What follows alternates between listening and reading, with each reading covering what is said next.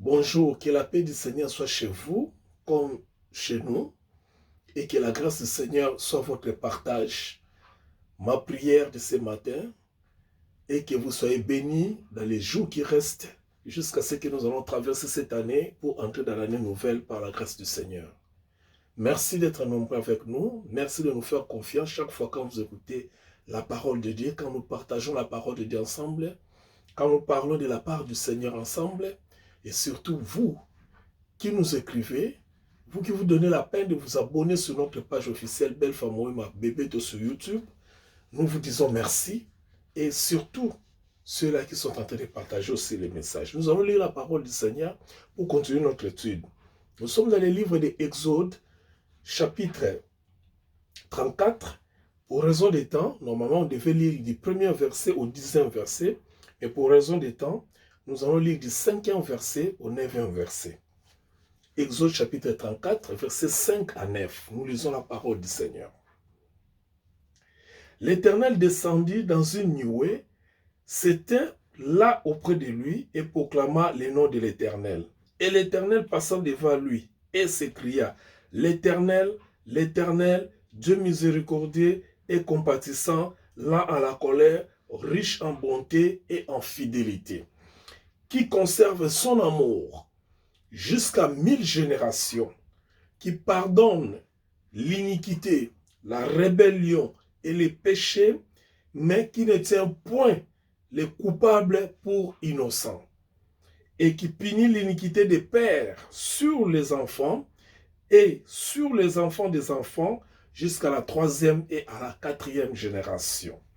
Aussitôt Moïse s'inclina à terre et se prosterna. Il dit, Seigneur, si je trouvais grâce à tes yeux, que le Seigneur marche au milieu de nous, car nous sommes un peuple au cou roide. Pardonne nos iniquités et nos péchés, et prends-nous pour ta possession. La parole du Seigneur. Alors, bien-aimés, nous sommes heureux de continuer cette étude avec vous. Nous sommes dans la dispensation de la loi, qui est la 5e dispensation. Dispensation à loi ezali nini? Ezali dispensation tango oyo nzambe tango abimisi bana na Israël na Égypte azotambusa bango na nzela bongo na nzela wana atalaki lolenge bazali kotambola amonaki te apesa bango mibeko po ezala lokola alignement to mpe ezala mode de vie na bango pendant période wana bazalaki kotambola na kati ya désert yango nde tozali kolobela. Alors tango bozali soki bozali comprendre ndenge tobanda ensemble tei na bisika oyo tokomi bokososola ete je m'excuse bamibeko epesamaki na période oyo babimaki na Égypte mpo bakende na terre promise. D'un côté ezalaki Égypte oyo basi batikaki, de l'autre côté ezalaki terre promise oyo esengelaki bisika bakende. Na katikati wana na période wana nde nzambe azopesa bango bamibeko mpona kolakisa bango ndenge bokoki kovivre, ndenge bokoki kozala na relation na ngai, ndenge bokoki kozala relation entre bino na bino mpo bozala bato ya kobundabunda mingi te. Période nde bazalaki kotambola yango wana. Alors na kati ya période wana mibeko oyo epesami na kati ya période wana yango nde tozolobela, yango nde babengi période wana nyonso ntango to mpe dispensation ya loi. Alors lelo tokomona nini? Lelo tokomona Yahweh, le nom Yahweh. Le nom Yahweh, pe tokomona oyo ezali attribut mosusu ya Nzambe. Le nom Yahweh et les autres attributs ya Nzambe. Alors, tokomi na Genèse chapitre, pour nous gagner temps, tokomi na Genèse chapitre 34, bisika totangi, soki otangi na verset, chapitre 1, leki 33-32, bon, mon eloko moko esalemaka. Tango Nzambe azopesa Moïse les 10 commandements, likolo na ngomba, bana na Israël batikalaki parce que Moïse kaka nde moto azalaki permis ya kokende kokutana na Nzambe likolo na ngomba bato mosusu babaki permis te. Alors ntango azoki kokutana na Nzambe likolo na ngomba azozwa mibeko na nsima bana Israël bayebisi Aaron balobi Moïse mpe akei na ele mosusu asi akufi na ye kote akei kuna yo salela biso Nzambe moko abikeko mpo biso tokoki kovanda kaka boye te tozelaka Nzambe ya Moïse. Boyebi bana Israël bazalaki mwa batomboki mingi ntango babimaki na Égypte bazalaki na mentalité oyo ya baculte ba culte ya kosalela ba culte ya bato parce que na esclavagisme ba prenaki bango mingi kokumba mela roi pharaon pe na kati ya roi pharaon bazaki na ba binzambi mingi bakotsaki bazalaki ko louer mingi banyama bandeke bamai babikela mo mususu bon komona Moïse ko umela likolo na ngomba vous connaissez l'histoire pour na raison atana ko kata yango bayebaki kosala veau d'or to pe ngombe poko ya wolo po ba ko gumba mela ye. Tant Moïse azongi na ngomba amoni boye aleli a regretter azui mibeko oyo nzambe apesaki bakomaki na ba table de pierre ndenge kaka ba tablette biso alelo ezali bakomi komi siko lokola ba ardoise mais ya mabanga. Moïse na kanda azalaki na komona ete ba profane ko mwa nzambe oyo azalaki kosalela nzambe abimisi bango na boumbu azwaki ba tablette ya bambi na mabele yeba kopanzala. Bon, Nzambe na chapitre 34, si Moïse a dit, bon, le col les amis beko nangai, il faut tika les pas na bango. Sala li susu ba table mususu ya mabanga, siko yonga moko na kokoma mibeko wana. Liboso ezalaki Nzambe nde asalaki mabanga, Moïse aza kokoma. Mais turo Nzambe alobi ete nga moko nde na koyeba kokoma. Moïse asalaki ba table wana ya sika. Bon, siko tanga zo sala eloko nini ya motuya o elekaki awa. Na kolinga to tanga yango po e permettre biso to comprendre penza malamu. Eloko nini elekaki ta Moïse asali ba table wana. Ta Moïse asali table wana to komi na Nzambe alobi fwa ya akoma, ye Nzambe nde mta akoma na loboko na ye. Mais si Moïse alobi tango zwa na ngomba, yaka yo moko koya na nyama te koya na mutu te tout autour ya ngomba wana moto azala te nyama azala te kaka yo moko. Parce que Nzambe na koya kokoma mibeko na kati na table. Na kati ba tablette wana. Bible lobi l'Éternel descendit Moïse asali penza Nzambe alobaki. Bible koloba l'Éternel descendit dans une nuée, se tient là auprès de lui et proclama le nom de l'Éternel. Et proclama le nom de l'Éternel. Proclama le nom de l'Éternel. Donc Nzambe yé pembe na Moïse na forme ya nuée. Tout ça vraiment des rêves sarabino tant que le détail penza exacté. Tout le baka ba grande ligne pour te continuer étude na biso to komisa ngone sika moko oyo ekopesa biso lumière. Mais surtout to ke na ba détail ko expliquer ba nuée ndenge ni Nzambe approcher ki Moïse, ndenge Moïse amona ki Nzambe tout ça et ko biso temps belé. Peut-être plus tard par la grâce de Dieu na ba prédication nde to ko ba ko ba biloko moko ya ndenge wana. L'Éternel passa devant lui. Nzambe ya lekili boso Moïse na forme nuée et s'écria Penzambe abandi koloba.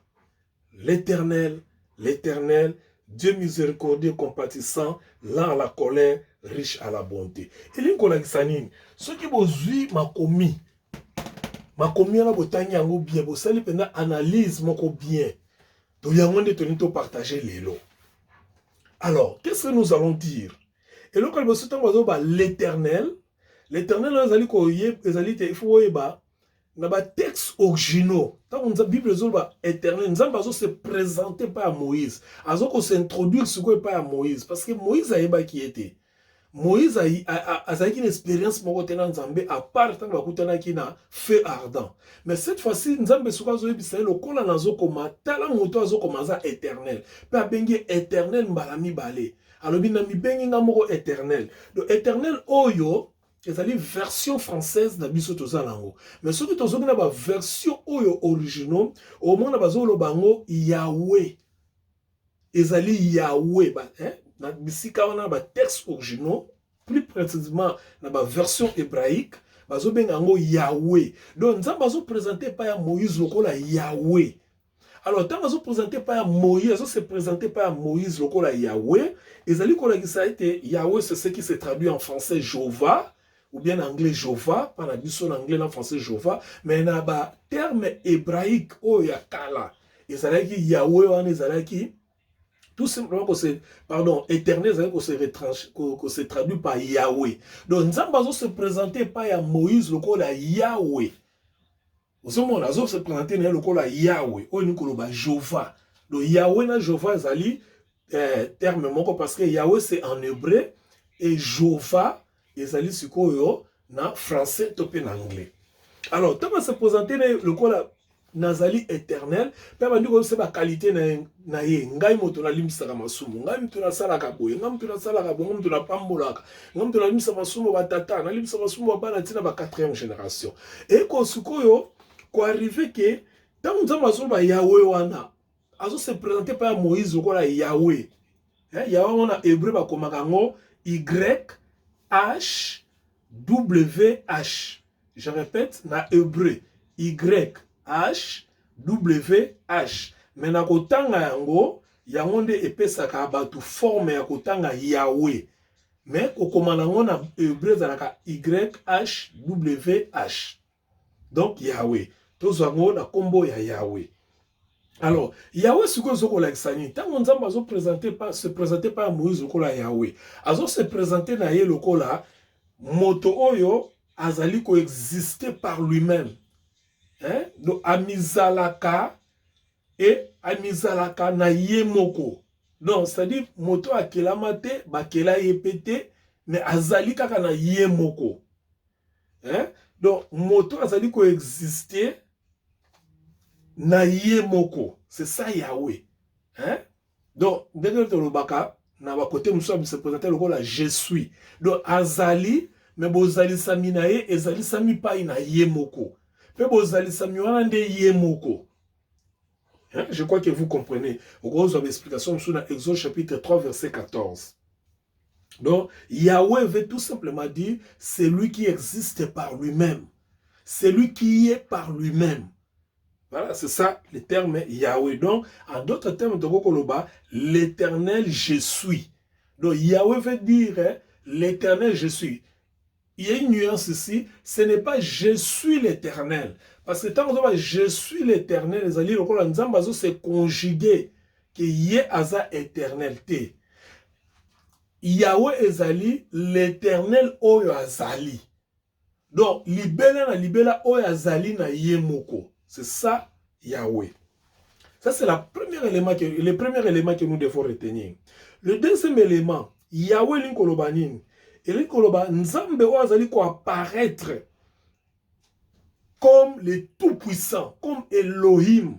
Parce que, tant ayaki na création, ayaki lokola Yahweh Elohim. Hein? Elohim, c'est-à-dire le Tout-Puissant oazaki na nguya nyonso à se présenter qui la création lokola Elohim. Donc Nzambe azwaka ba kombo par rapport ya eloko oyo tope likambo oyo ya linko sala tope linko kokisam. Donc c'est ça. Soka linko sala likambo songolo ako se présenter na likambo songolo to mona ngo na suite. Alors Elohim ezali kolakisa nini? Donc si tu expliques yango Elohim ezali kolakisa le tout puissant. Donc Nzambo akela mokili. Pourquoi tu as Elohim? Parce que la création, ils allaient dépendre pas nae, ou c'est pas nae. Yako tu as Nzambo akela mokili. Donc le créateur du ciel et de la terre peut avoir pouvoir nae à léguer un peu la moto pour aller dominer les autres créations. Ndenge par exemple, azalai ko sala des pouvoirs ya Adam. Azala na bo konzi likolo na nyonso o ezalaki na bikela bo nyonso pe na kati kaka na Elohim na Yahweh Elohim wana toza na yo tobengaka deité ezali bo nzambe moto. Donc nzambe kati na ye aza nzambe pe kati na ye azali moto. Hein? C'est un être. Azali nzambe azali moto. On tobenga en français déité, la terme théologie déité. Donc c'est là aussi il y a un problème. Oh biso bato, tu vas comprendre que approche de biso pas un nzambe. Nzambe azana nu nzambe lokola être qui existe par lui-même. Pe azali moto lokola biso. Hein? Azali moto lokola biso. Peut-être plus tard tu la divinité de Jésus-Christ. Bisika to mona ke nzambe azana nzoto lokola biso, nzoto ngwana Yesu alataki. Donc Yesu wana nde nzambe wana. Hein? Mais peut-être tu lobela comme mususu na ba fort pe mususu. Donc nzambe azali en même temps na bo nzambe o existaka ye moko pe azana nzoto lokola biso. Pe preuve nango ezani ezana Genèse chapitre 1 verset 26 puisqu'on dit créons l'homme awa bato ba mingi bakanisaka tant nzambe azo ba créer l'homme bazalaki ba nzambe belé bi bato belé ba ange nde bakoka ko interpréter te. Nzambe atanga lobaki créer l'homme, c'est Yahweh Elohim le tout puissant qui parlait par rapport à la déité, c'est-à-dire par rapport à bon nzambe na ye o azali ko exister ye moko lokola nzambe pe bon nzambe na ye o azala nzoto lokola moto, parce que tant alobi créer l'homme à notre image, à notre ressemblance. Donc, azo soit image ye azalaki nango, ye nzambe Elohim, o azalaki le tout puissant, o azalaki coexister par ye moko, na ye nzambe o azalaki na nzoto. Boni deité yango wana donc nzambe azo coexister ye moko, pe nzambe azo coexister na nzoto. Donc, s'il faut dire ceci, bah, tu vas comprendre que deux dieux. Non, tu as deux dieux. Nous parlons d'un seul Dieu, mais qui a un corps et qui a aussi un esprit. Alors, c'est pourquoi Bangomi Bale ba yokana qui donc corps na esprit, Baokani créons l'homme à notre image et à notre ressemblance. Notre image, c'est quoi? L'image de Dieu dans l'homme, c'est l'esprit. La ressemblance de Dieu dans l'homme, c'est le corps. C'est ça la déité. Donc, Nzambaza na nzoto loko la bisoboui. Azape susu, likolo ya bozali sami o ezali ya ye moko dans sa création. Il y a un moment où il crée l'homme à notre image. Donc, continuez. Alors, ça c'est le deuxième élément. Le troisième élément, Zali, le nom Yahweh, nous interprétons Yahweh, c'est en hébreu, en français, en anglais, Zali, Jéhovah. Et Zali, le nom qui veut dire, qui signifie aussi le nom du rédempteur. Rédempteur, Zali, moto ayaka ko sikola. Moto ayaka ko sikola. Hein? Ko sikola bato. Donc, rédempteur, mokolo, déité. Donc, déité, Zali, dès qu'on a expliqué, bon, nzambe, o azali ko yemoko existe na yemoko, na nzambe oyo, yemoko azape na nzoto. Yahonje tout bien en déité. Forme na bon nzambe. C'est-à-dire, nzambe oyebaki que quand le péché kokota na kati na mokili, il faut rédemption eya. Mosikoli il faut aya. Parce que na kati ma bongisi na ye, Dieu avait déjà vu que moto akotikala koto saete. Moto akoyeba ko sumuka. Alors, qu'est-ce qu'il faut faire? Nzambe ko prévoir la rédemption. Alors la rédemption est où tu as? Et où tu as na kati ki Jova na ye. Et où tu libanda ya yete, où tu as na kati na ye moko. Et ça lokola ngai na mi bongisi. Na lobi par exemple que bon, lobi na kosala eloko moko. Eloko wana na kosala na yebi conséquence na ngoke et comme na temps moko eko marcher te. Alors quoi eko marcher te na sali déjà solution ya échec wana, solution ya shit wana. Do bisika ena kokoma tant na okangama na bimisi susu formule mususu pona longola kokangama na décanter situation. Voilà. Voilà, vous allez l'homme surtout retenir na o etali nzambe Jova o azali a se présenter qui et pas ya Moïse.